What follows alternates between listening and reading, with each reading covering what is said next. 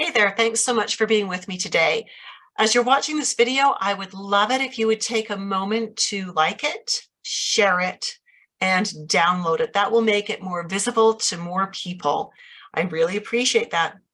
Today we're talking about broken bones, surgeries, traumas to the body, and how these things show up in the irides. This is an important piece for us to be very aware of because there are a lot of misconceptions about iridology, and these are being perpetrated, they're being continued by people who've been trained in archaic and disproven methods of iridology, things that have been outdated, and we've come such a long way with research. But when we have this old information that still is out there, it tends to give all iridologists a bad name. What we know is that research does continue. Iridology has evolved so much in the last 4 decades that we need to keep up with it, absolutely. So let's dive in. You've probably heard the story about the owl, right? Owl, hawk, there's so many different versions of this, and it goes like this. There was a young man named Ignaz van Petzschley in the 1800s in Hungary. He caught or trapped an owl or a hawk, and in the process, the owl either had a broken leg or wing, or it got broken in the trapping process. And this little boy, again, just 11 years old, was able to capture this bird and take it home to nurse it back to health. What he reported was that he observed that in the bird's eye, there was a black line that disappeared as the bird healed. Now, there's a lot of questions about this story, and they spring from the fact that a bird's iris is an entirely different structure from a human iris, so that's one thing. But the other thing is that this has never been replicated. You would think that with all of the animal sanctuaries, all the bird rehabilitation sanctuaries that are out there, where people take birds that have been injured into these basically bird hospitals to help them get better and then to rehabilitate them and release them back into the wild, you would think that the veterinarians and the technicians that work there would have seen this same thing in birds' eyes many, many times. And yet none of them have ever reported it.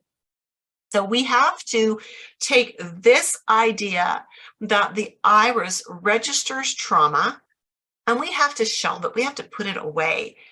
Again, an owl's eye structure, their iris structure is different from a human's eye structure. The owl's eye couldn't possibly show this, but neither can a human eye. So let's do a very personal story. This is my eye. I had just got a new iridology camera, so I was taking lots of photos of my eyes in an effort to learn how to use my camera. So I've noted here our f-stop, our shutter speed, and our ISO, but what I really want you to look at is this area. This is my left iris. This is the area of the eye that would correlate to my left arm. I want you to notice the fibers that we've got here, the shading that's in between the fibers. This is what my iris looks like in 2017.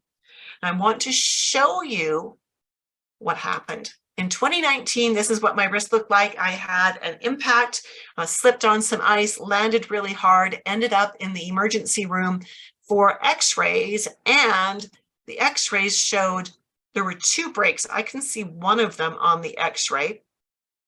I don't know what the other one looks like, but there was a second one. I think it was in this bone, because as I look at where the scars are, this one, and yeah, I think it was in this bone somewhere. At any rate, they tried to do in the hospital, they tried to avoid surgery. They tried to do the external reduction. Thank goodness they knocked me out for that.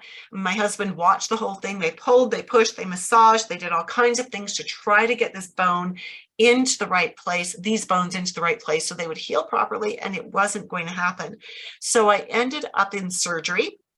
This is what my poor arm and my fat little swollen fingers looked like after they did a double internal stabilization, because there were 2 bones broken, 2 bones needed to be repaired, and this is the surgical cast. So a few days after that, I did my eye photos again. Now notice different tech specs here. So the f-stop is different, the shutter speed is different, considering how rough it was coming off of those the general anesthetic. I'm surprised I remembered to take photos. But when we look at that same area, we don't see any difference in the shading. There's no black line formed here. Now, because the shutter speed and the f-stop were different, this picture is more well illuminated than the previous. So this one is actually a little bit overexposed. That's why the eye color is different here. You'll notice that these fibers are a little bit wavier than they were in the original photo. That's because this pupil is a little bit larger. That will make the fibers look wavier. So here's what my wrist looked like when we were changing out the surgical cast for the actual cast a few weeks after surgery. You can see we've got the 2 plates, we've got 12 screws, all holding things together. I do not set off metal detectors in the airport, and that's a good thing. And again, this is the same arm from a slightly different angle. So now I'm semi-bionic because I've got some metal implanted into me. This is what my arm looks like. There's the one scar that is actually right between the tendons here. And this is the second scar, which also is healed very well up the side of my arm. I don't know how well you can see that coming down there. When I get into the right position, you can actually feel and see the plates in the arm. So here I am healing up a couple of weeks later. Exact same thing in the eye, slightly wavy fibers that were there all along. No difference in the shading, certainly no black line in there that we would have expected if I had been an owl 150 or 200 years ago. So when we look at those photos all side by side, we see this is the arm area. This is the arm area. Again, pupil is a bit larger. That's going to make these fibers a little wavier. Here again, we've got the arm area. So we can see that there is no change. There's no extra shading in those areas that says there's been a trauma. That is just such an important thing to remember. Now, let's add insult to injury here, because 10 weeks after that first slip on the ice, I fell down the stairs at my son's house on Mother's Day, and I snapped the olecranon off my arm. Right there, snapped it right off this bone. You can see this massive, huge gap here. I was so proud of myself. There I was laying on the floor, writhing in agony, my little grandchildren standing around. I did not utter one bad word. Such self-control. I assure you there were some bad words floating through my head. And so with that snapped off, here I am now in the ER again. Frequent flyer points, no, they don't offer those. Too bad. Because that's the olecranon popped right off there. Ended up in surgery again because you cannot reattach the olecranon without having some hardware. So here I am afterwards, surgical cast again, supporting that arm. Had to keep it really still for a couple of weeks before I could actually start get the cast off and start working with it. I discovered one thing though. Surgical scrubs are fantastic tops to have when you have to get your arm in a cast through a sleeve. And they've got tons of pockets on them. So when you have only one good hand, you can carry your phone, your keys, your glasses, whatever, and be just fine. So a couple of weeks later, a couple of days later, or a couple of weeks later, actually, I remember to take photos. Exactly the same thing happening, right? We don't have any extra shading in there, and certainly not a black line. And so we see that there's nothing here showing that there's been a trauma. By 2 weeks post-surgery, I had certainly not finished healing. We had a long road ahead of us to get the healing done. And so here is my wrist on June 25th. Here is my elbow with the wires and pins and hardware in there, reattaching the olecranon so it could heal. So why did this not show up in the iris? Why did having a break like this not create a black line like what Ignaz von Petschle reported in his owl? Well, it didn't, because the iris is genetic. The iris shows us genetics. It shows us what has been passed down from the last 3 or 4 generations. So a broken arm is not something I could pass on genetically to my children. So it's not going to show up in the iris. I got to tell you, as much as I am a holistic practitioner and I work with herbs and nutrition, there are times when really herbs and nutrition are not the right answer in that moment. I am extremely grateful for the excellent medical care I received in this situation. Extremely grateful for my physiotherapist. When he was seeing me for my wrist, he was saying, because I'd had one appointment for my wrist before I broke my elbow, and he was saying, yeah, you've got some work to do. And then I broke my elbow, right? And so then I'm going back in to see him as soon as we've got the surgical cast off, so we can keep working on the wrist and start working on the elbow. And his assessment was, most people who have a broken wrist don't get full use back, especially when it's a double break. Most people then people who snap their olecranon usually get 70% of their range of motion back. But with his excellent help and coaching, we're back to like 98% on the elbow and really good mobility and strength in the wrist as well. So just so pleased to have such excellent medical care available when we need it for these emergency situations. So having introduced you to my arm, and my eyes, now I'd like to introduce you to me. My name is Judith Cobb, and I am an IPA certified iridology instructor and iridologist. Now, IPA only issues badges every 2 years. I've actually been an IPA certified instructor for 6 years. I've been teaching iridology for about 25 or 30 years. So I've been at this for a long time. I've written and self-published many books. The only one that is still available right now is the Confident Nutritionist Dynamic Iridology textbook. That is available to students in my iridology course. I've also designed a lot of courses, herbal courses, prenatal courses, because I was a certified prenatal educator at one time, and also now iridology courses. In addition to that, I am a master herbalist and a member of the Alberta Herbalist Association, and I am a holistic nutrition coach, and I have maintained affiliation with the Canadian Association of Holistic Nutrition Professionals and the Canadian Association of Natural Nutrition Professionals. Now, I will tell you that it's so important when we do iridology to have a modality that we can use, because iridology is an assessment tool. As we assess our clients and as we understand the problems they want our health with, and we understand from their eyes why they have those problems and the best ways to work with those, we need to be able to make solid recommendations. And so that will often be herbs or nutrition or aromatherapy or flower essences. And we need to have that background here.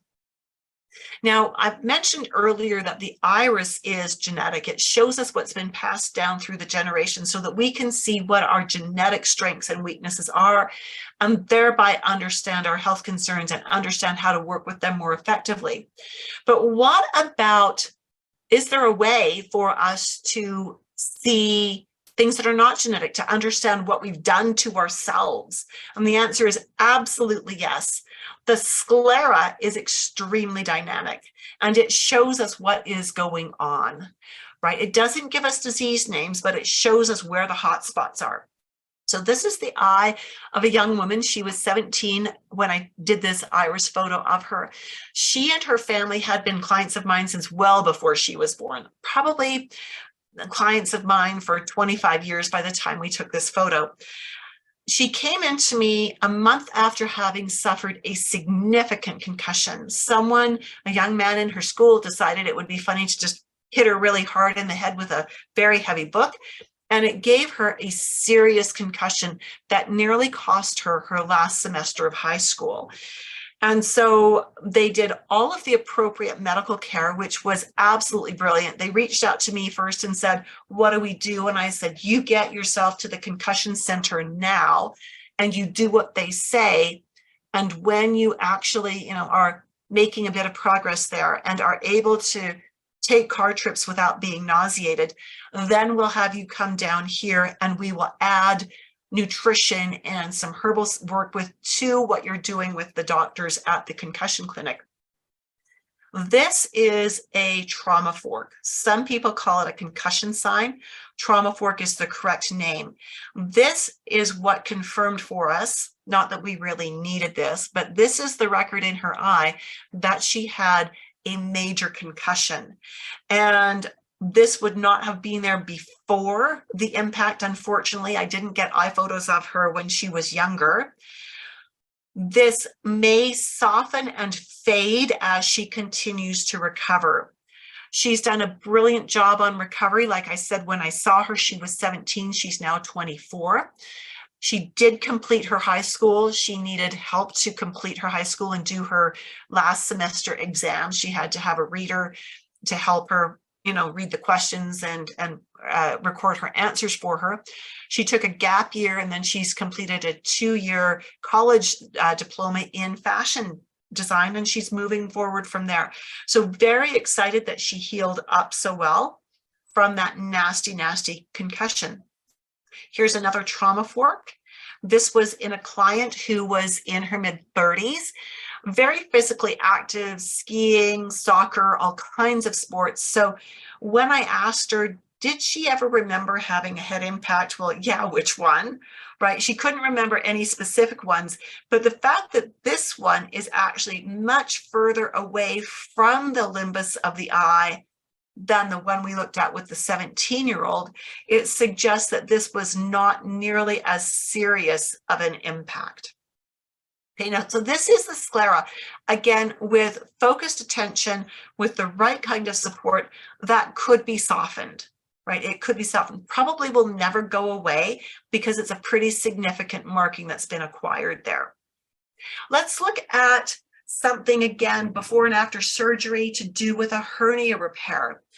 This photo was taken prior to a hernia repair. He had been diagnosed with a hernia.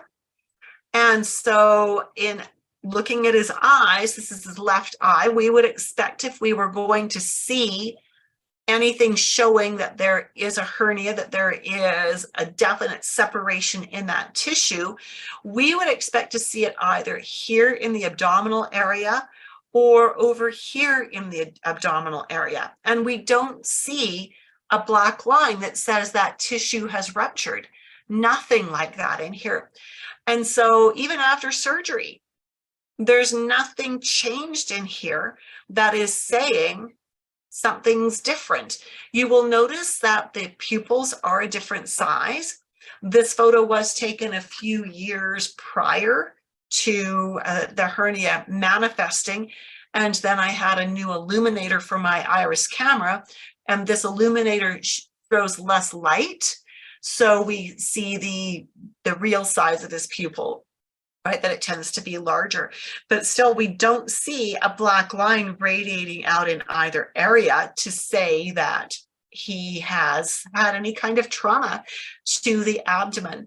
And where, a hernia is where that muscle wall splits, and that may be a tissue weakness that may be inheritable. The surgery, the repair of that, is not something that can be inherited. He can't pass on a stronger abdominal wall to his offspring because he's had the surgery. So we're not going to see that in his eyes. For those of you who are thinking, well, that large pupil really makes these look different, it does. Remember that when the pupil is large, the iris tissue compresses and it makes it go wavier. And so we need to look for markings like the edge of his iris that shows us that it's the same person. Notice how the collarette bulges out here and how it bulges out here as well. Notice that we've got a bright line coming down here, and it is here. It's a little bit wavier because it's been compressed. right? So this is the same eye precisely, just a different illumination. One a few years before his surgery, and the other one actually just a few days after his surgery. Colon cancer, stage 2 colon cancer. So the image on the left was taken of this client 3 years before he was diagnosed with colon cancer. And so again, it was colorectal cancer. So it would be in this part of his iris if we were seeing anything.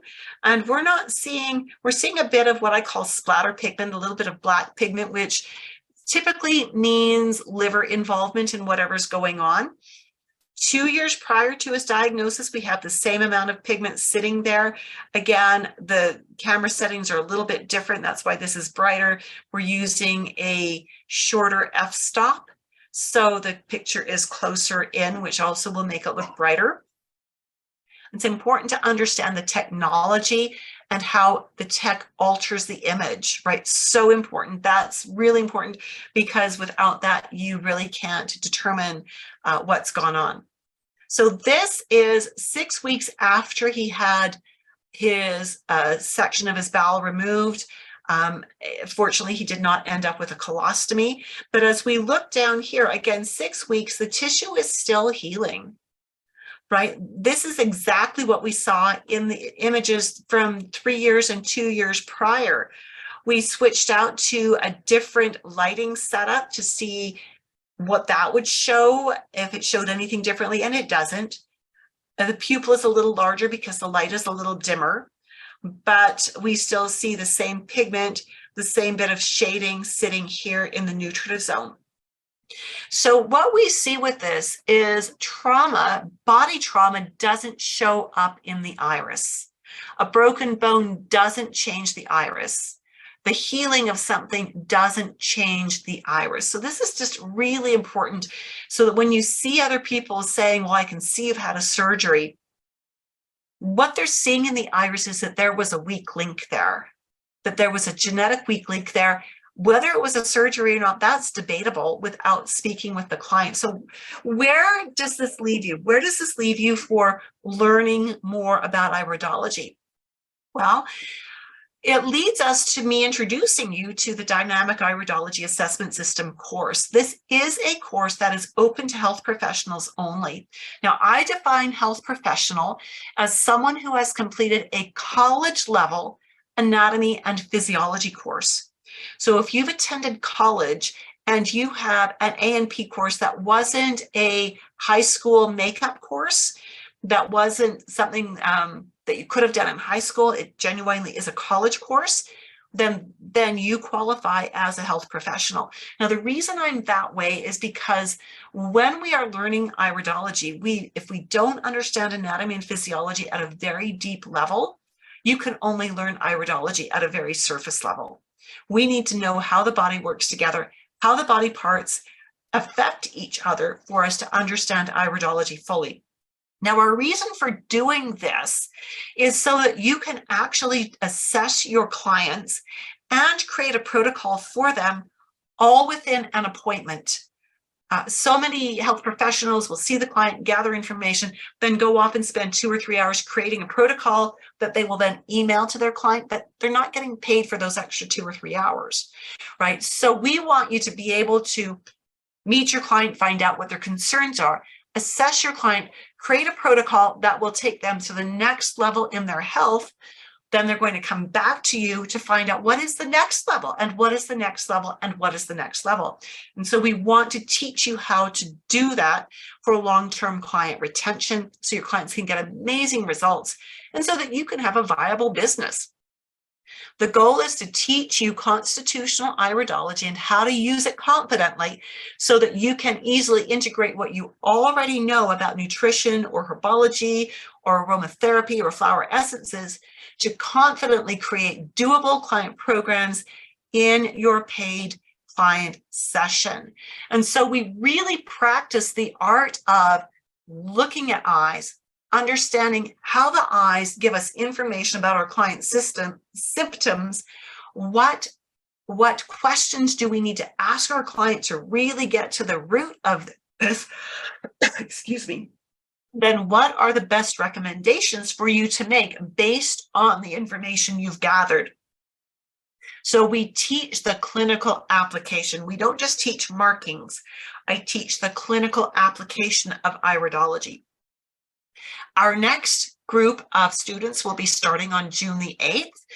And again, this registration is, we've got early registration opened now, but you can only register by having a conversation with me. This is for me to get to know you, to make sure we've got good chemistry. That is very important. And to confirm that you have the anatomy and physiology background that you need, that one college level course in order to go deep with iridology. And so that link is tinyurl.com/dynamic-iridology-insight. That's how you schedule a meeting with me online to talk about the iridology course to see if it's really a good fit for you. Here's what one of my students said. This is Natalie Laureate. She's a really wonderful student. I thoroughly enjoyed her. And she's a naturopath in France. She had already certified as an iridologist in 2018. And then she heard about my course and she came into the dynamic iridology course in 2021. What was particularly unique is English is not her first language. When she enrolled in my course, she had just started taking English classes. So she took a class in English while she was learning English. In addition to that, she's in France. The class was at 1 a.m. her time. She got up every week for the 20 weeks of class to attend class at 1 a.m. I was blown away by that.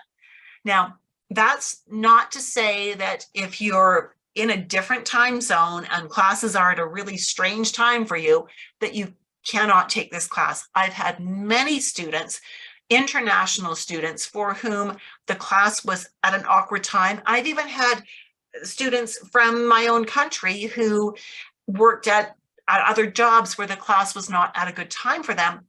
And because every class is recorded and is uploaded to your student site, so every live class is recorded, your live classes get uploaded to your student site. These students are able to get the benefit of the classroom setting, get the benefit of questions other students have asked by watching the recordings.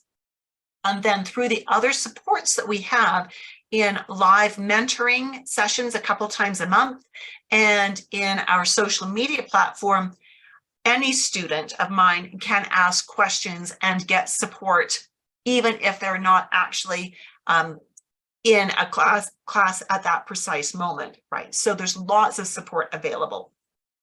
Another one of my students, Joyce Lee, clinical aromatherapist, chartered herbalist, certified nutrition coach. She also had taken an iridology course from another school, but did not feel confident, felt like she did not get what she needed to be able to use iridology. She came to my course. She said, I feel very confident in my abilities and excited to offer iridology services to my clients. This course is an incredible value, highly recommended. Love that. You don't have to have taken iridology before you get to me. You can be starting at ground zero. I'm happy to take you from the foundation because that's what we do in the course. We start at the very beginning. Doesn't matter what training you've already got in iridology. We start at the beginning and we build from there. And as we build, we begin to practice the clinical application of this so that you can actually use it in your practice. And so again, if you are interested in learning iridology at a professional level, at a clinical level, and if you have anatomy and physiology already under your belt, use that URL, tinyurl.com/dynamic-iridology-insight, schedule a meeting with me, and let's see if this is a good fit for you. Now, if you're thinking June 8th, that's way far away. We've got a cohort that has just started. They've only had the first 3 lessons. And until about April 5th, I'm allowing students to still enroll in that course because The first 3 lessons are probably the easiest ones to get caught up on with the recordings and the textbook information. So if you're thinking, I really want this and I want it yesterday, we can help you. Use that link, schedule a meeting, and let's get you registered, whether it's for the March group or the June group, or to just answer your questions so we can see if this is really a good fit for you. I look forward to speaking with you soon. Make it a great day. Bye for now.